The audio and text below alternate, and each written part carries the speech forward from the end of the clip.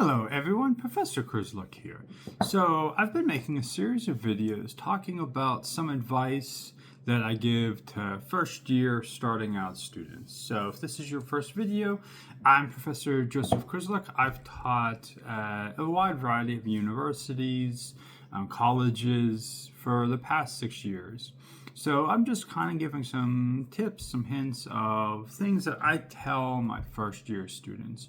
So in some of my previous videos, we've talked about like attendance, pretty obvious things. You really should attend class as much as possible. We know the empirical evidence shows that you are more likely to succeed, you're more likely to finish college if you attend class regularly. Today, though, I wanted to talk about the usage of AI in the classroom. This is probably the most contentious video that I will make. We could ask 10 different faculty members at 10 different universities, and they're going to give different feedback. They're going to talk about this differently. So I guess at the outset, you should understand that every university, every college, every community college has different AI guidelines. So I teach at the University of Northern Colorado. At the university level, we don't have set guidelines that every department has to follow, but within the department we have guidelines that you have to follow, and then different faculty have different guidelines for AI use in the classroom. And regardless of where you go, it's probably a similar situation. So you might go somewhere that has university-wide guidelines. We've seen this with like Ohio State, which passed university-wide guidelines that AI is going to be brought into the classroom, that it is something that the university wants faculty to incorporate. So when students graduate, they have an understanding of how to use AI, because the university feels that that is the future of work. Other universities like UNC leave it more to the department, more to the faculty. So at the outset, it's important to understand that your professors probably all have different AI policies. So understanding how much AI you can use, how you cite it, how you talk about it is important, and that is the first step. So if you have a very hardline professor that says no AI use at all, do be careful if you use it then, because you are breaking the policies of that classroom, which could get you in trouble, just like if you plagiarized. Most faculty, I think, are starting to incorporate some sort of hybrid. So what does that mean? So when we think of AI, we can think of like ChatGPT. So if you go to ChatGPT and you just ask it a prompt, and then it'll spit you out a prompt, what can we do with that? We can use that to learn. And that's kind of the way I think about AI in the classroom. If it can be a tool for my students to learn, just like Googling. If you Google something or you go to Wikipedia, that is helping you learn. AI can play that role too. And things like ChatGPT, if you ask it pretty simple questions, if you ask it factual questions, it's pretty good. It's sometimes wrong, and we can talk about that. It's sometimes wrong, but for the most part, it'll give you decent, at least introductory material. That can be a learning tool.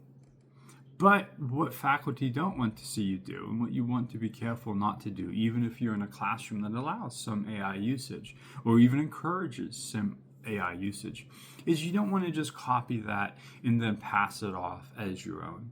And that might seem really, of course, that's obvious. But we're starting to see that more and more at the university level, where students are simply asking a generative AI, copy and pasting that. And so since you were in probably grade school, certainly in high school, you've learned about plagiarism. We know you wouldn't just open a book, take a big section of that reading, and then pass it off on your own. Using generative AI is similarly plagiarizing. So first step, understanding what's allowed in the classroom. And then two, even if you're allowed to use AI, then you have to say, okay, well, what role does that play? Can it be used as a learning tool? But where is that line? And you certainly don't want to just pass it off as your own work. That, even in a classroom that encourages the use of AI, will probably land you in some trouble, maybe even if just for that assignment. Because AI can be a pretty good tool.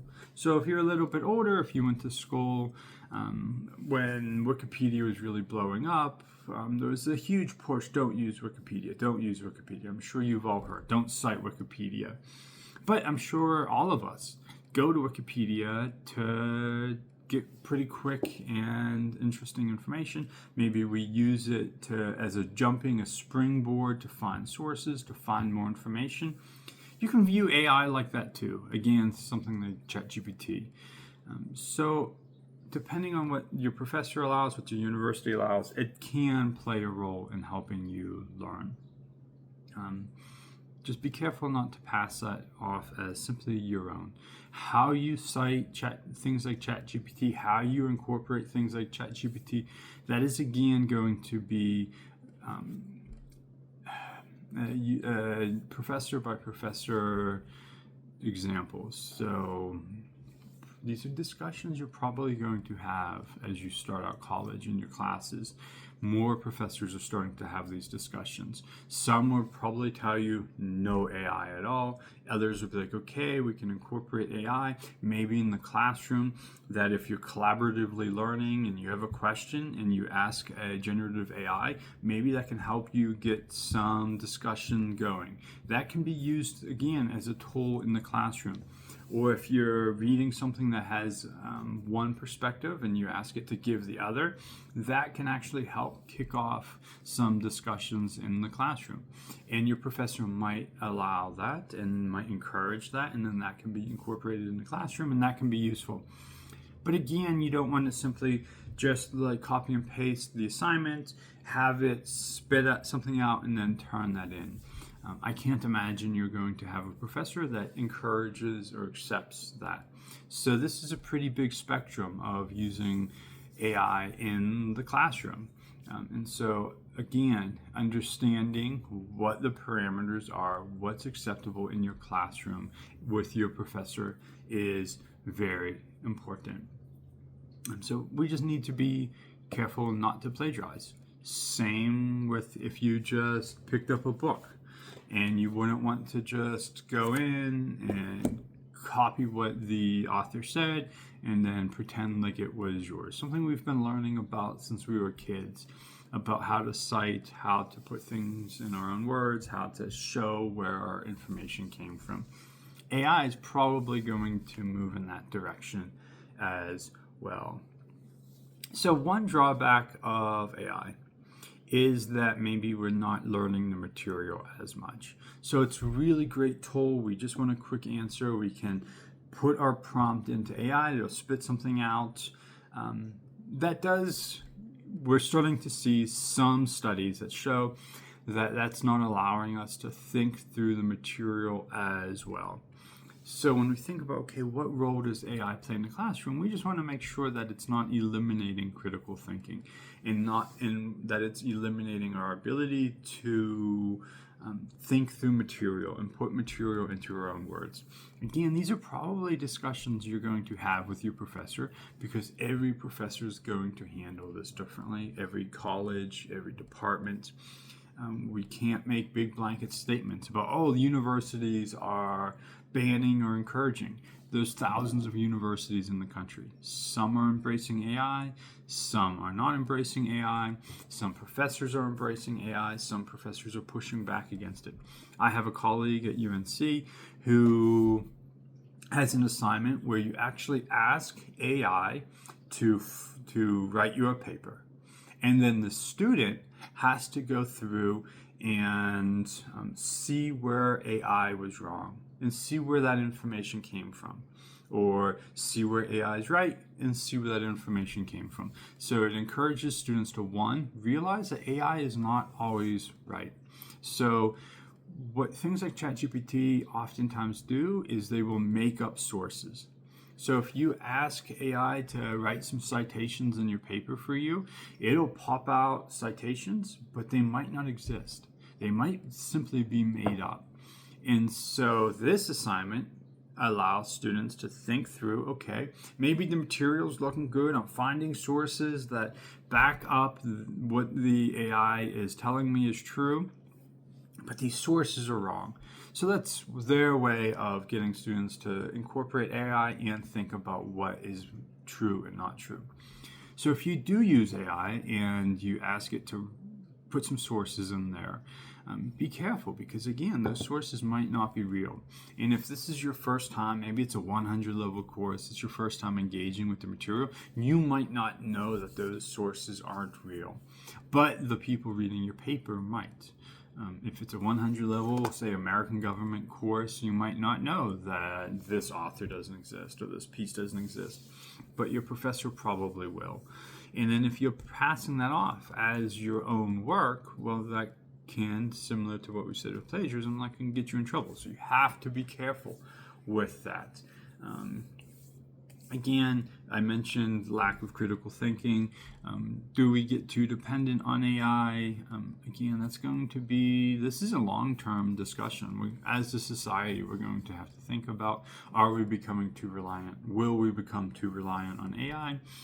But your professor will probably have some guidelines, some standards. Okay, this is what's acceptable, so we don't become too reliant.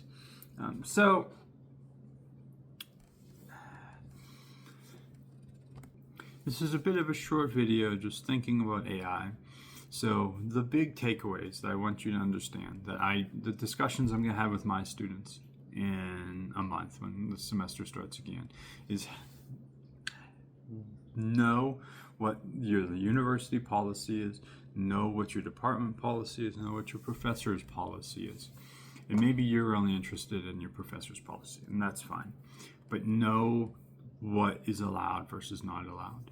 I'm thinking that more and more faculty are coming to the realization that students will use AI even if we tell them not to. So what does that mean? We have to find ways to incorporate it in the classroom, that the students are learning, the students are making the most out of AI as a learning tool without losing that critical thinking skills, without simply just not remembering the material. So there, on your end, you will know what's allowed and what's not allowed. And then if it is allowed, how to incorporate it, how to use it. These are probably discussions, again, your professor will have with you about, okay, how do we use this to make our lives more productive, our lives better, our lives easier, eliminating tedious tasks. I use AI as a way to check my writing, my grammar.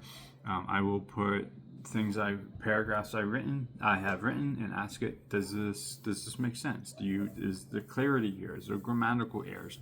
And that's what I tell my students is okay too, because if it can help them become better writers, to eliminate grammatical errors, to me, because I'm given that leeway at my university to I'm allowed to bring in some AI like that, I think that helps students.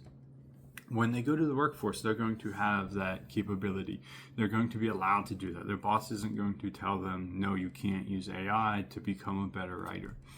So if your professor allows you to incorporate that into the classroom, you then understand what's allowed. And so to me, I use it, and so I don't expect my students to, but I understand if they want to use it in the same way.